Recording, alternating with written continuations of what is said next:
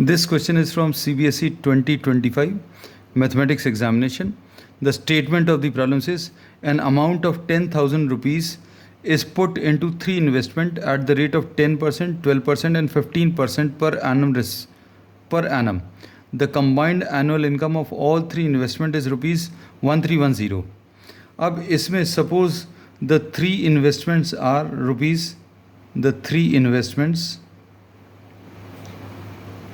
rupees are x, y and z rupees respectively.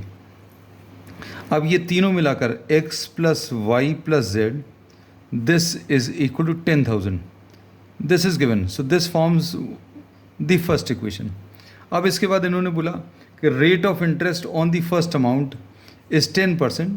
तो formula जो use होता है इंटरेस्ट का, I is equal to P into R into T divided by 100. अब इसमें time जो है दैट इज़ 1 ईयर, क्योंकि ये पूरे कैलकुलेशंस पर एनम के दिए हैं. The combined annual income of all the three investments, तो एक साल का दिया हुआ, मतलब टी की वैल्यू 1 रहेगा. तो अब इसमें टी की वैल्यू अगर 1 ईयर है तो इंटरेस्ट का जो फार्मूला है वो क्या आ जाएगा, simple P into R divided by 100. अब ये फार्मूला अभी हम लोग यूज़ करेंगे. फर्स्ट जो अमाउंट है उसके लिए रेट ऑफ इंटरेस्ट इज़ 10%. तो अभी फर्स्ट अमाउंट जो है x rupees into rate of interest 10%, x into 10 into 1 divided by 100. This is the interest obtained on the first amount.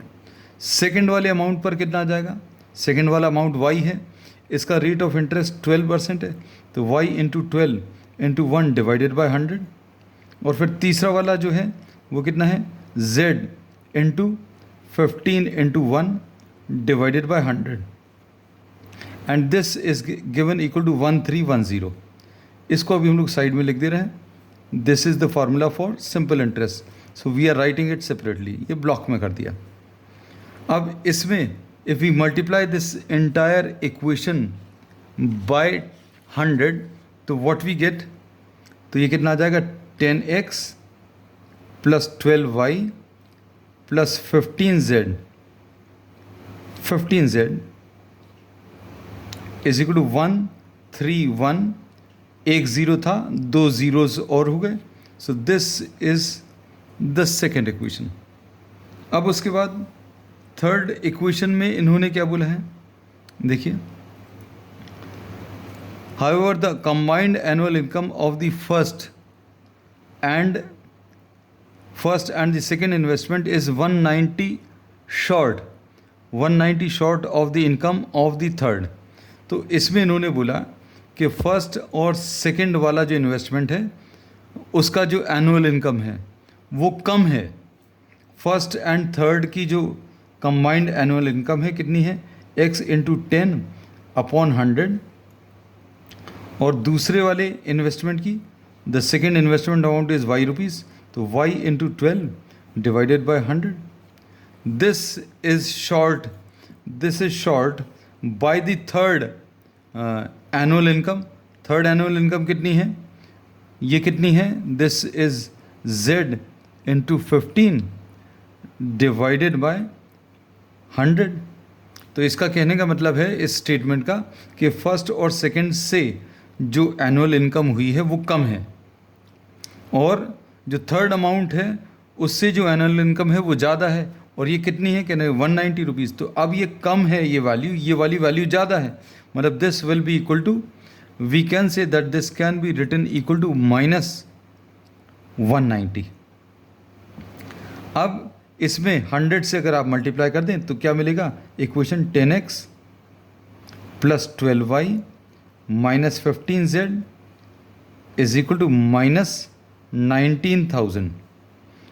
वो 19,000, ये एक ज़ीरो था, दो ज़ीरोज़ और आ गए. So this is the third equation. So we have found the equations. ये equations अभी हम लोगों ने फॉर्म कर ली.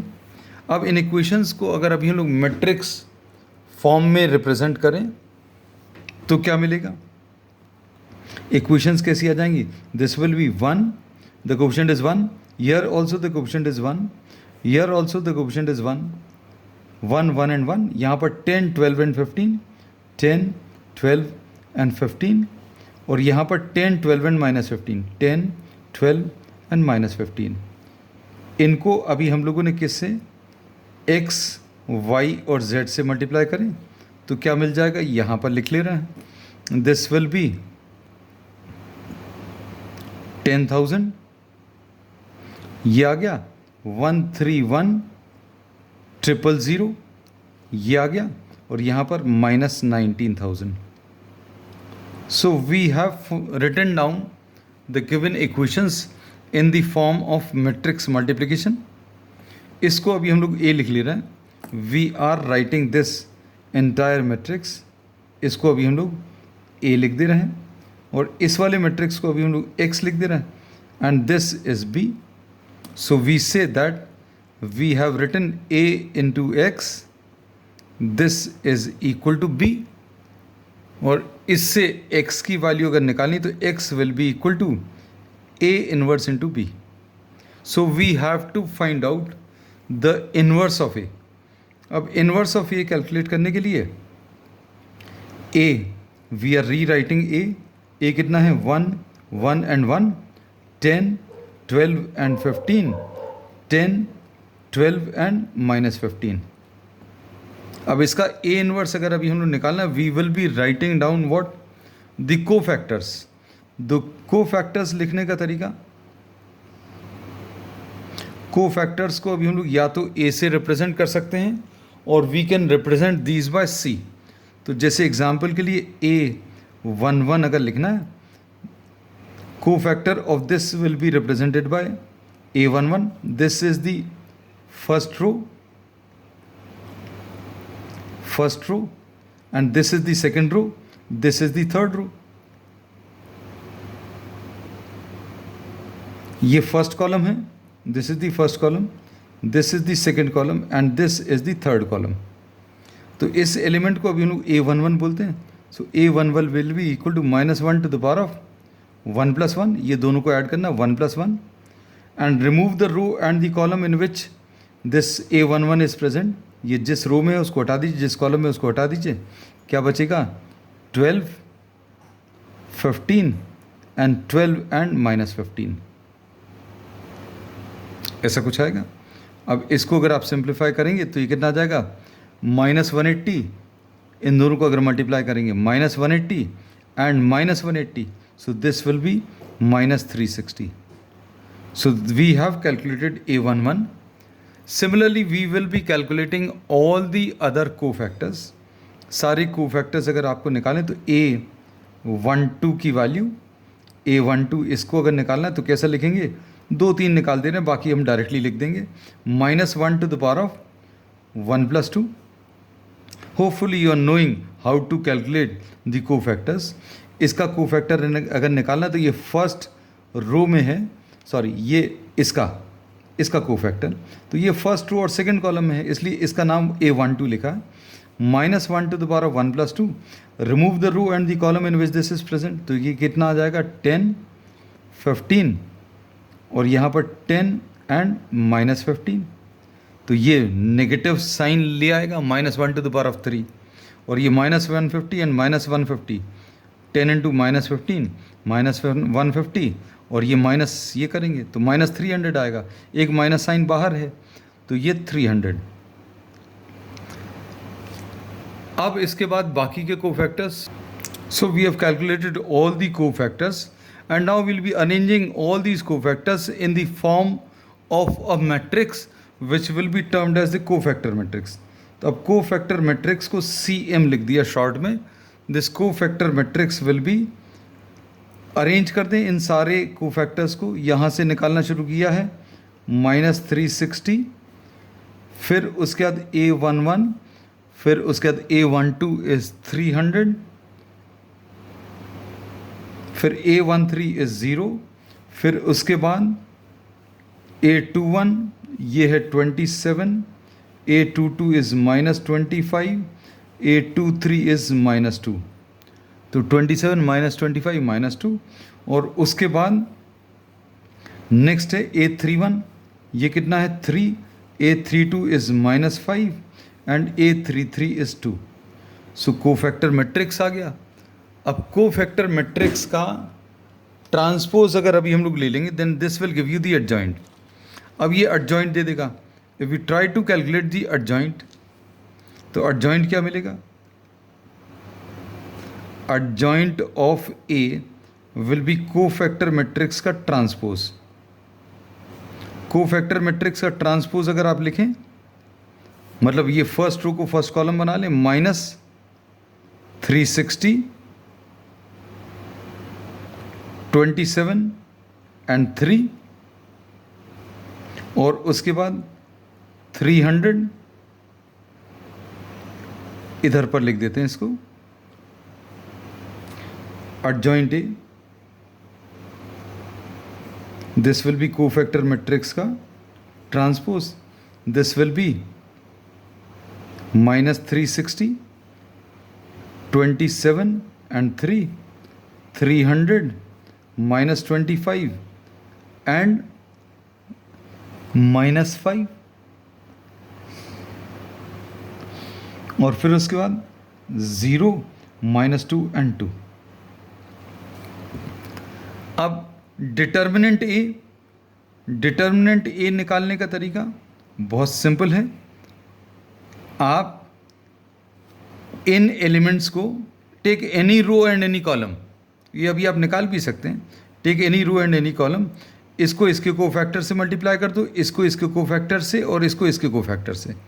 तो 1 into इसका कोफैक्टर अभी हम लोगों ने A11 -360 निकाला है. ठीक, फिर उसके बाद अगला 1 into इसका कोफैक्टर कितना आ जाएगा? We can calculate the cofactor. A12 कितना है? A12 is 300. फिर उसके बाद अगला 1, ये वाला 1 इंटू A13. A13 is 0. तो डिटर्मिनेंट ए की वैल्यू -360 प्लस 300 मतलब -60 आ जाएगा. अब इसके बाद A inverse is adjoint A divided by value of the determinant. अब वैल्यू ऑफ डिटर्मिनेंट अभी हम लोग मालूम है कितनी है? -1/60. अब एडजॉइंट A ये भी मालूम है, तो ये वैल्यूज़ अगर आप रखें तो कितना आ जाएगा? -360, 27 एंड 3, फिर 20 ये 300 -25 एंड -5 और ये 0 -2 एंड 2. अब x की वैल्यू कैसे मिलेगी? x will be equal to A inverse into B. अब A इनवर्स आ गया है -1/60. कैलकुलेशंस थोड़े से ज़्यादा हैं इसमें.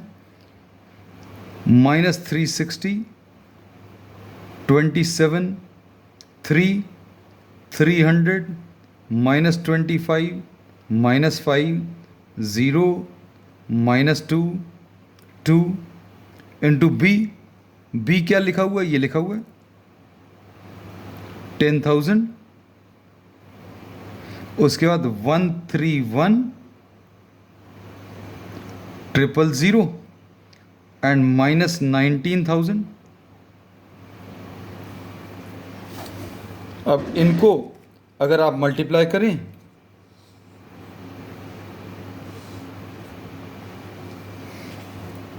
तो क्या मिलेगा? -1/60. ये इससे मल्टीप्लाई होगा तो ये कितना आ जाएगा? -360 और कितने ज़ीरोस? 4 ज़ीरोस, 1 2 3 और 1 4 प्लस 27 इंटू 131,000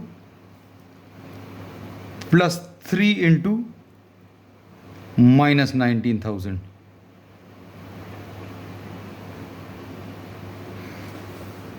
और सेकेंड रो में कितना आ जाएगा 300, 10,000 से मल्टीप्लाई किया, 2 जीरोज ये है, 4 जीरोज ये लिख लिए, 2 जीरोज ये लिखे, 4 जीरोज ये लिख लिए, फिर -25 इंटू 131,000 एंड -5 इंटू 19,000।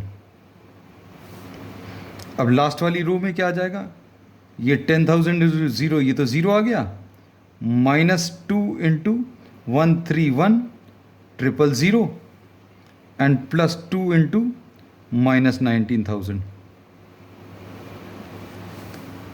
अब इसको अगर आप सिंप्लीफाई करेंगे तो ये कितना -1/60 ऐसा कुछ मिला है। ये सिंप्लीफाई करने पर I solve this for you, this is 20, ये सॉल्व करने पर -1,20,000 आएगा। ये ऊपर वाले नंबर सॉल्व कर देख लेना, चेक कर लेना। Now the calculations are easy. फिर उसके बाद ये सॉल्व करने पर -1,80,000 ऐसा कुछ मिलेगा। और तीसरा वाला अगर आप सॉल्व करोगे तो ये सॉल्व करने पर कितना -3 लाख। और ये अगर आप सिंप्लीफाई करेंगे 60 से डिवाइड करके तो ये कितना 60 से अगर डिवाइड करेंगे -60 से मल्टीप्लाई होगा तो ये 2,000, 3,000 और ये 5,000। So the first investment is X equal to 2,000 rupees, Y is equal to 3,000 rupees and Z is equal to 5,000 rupees. This is the answer.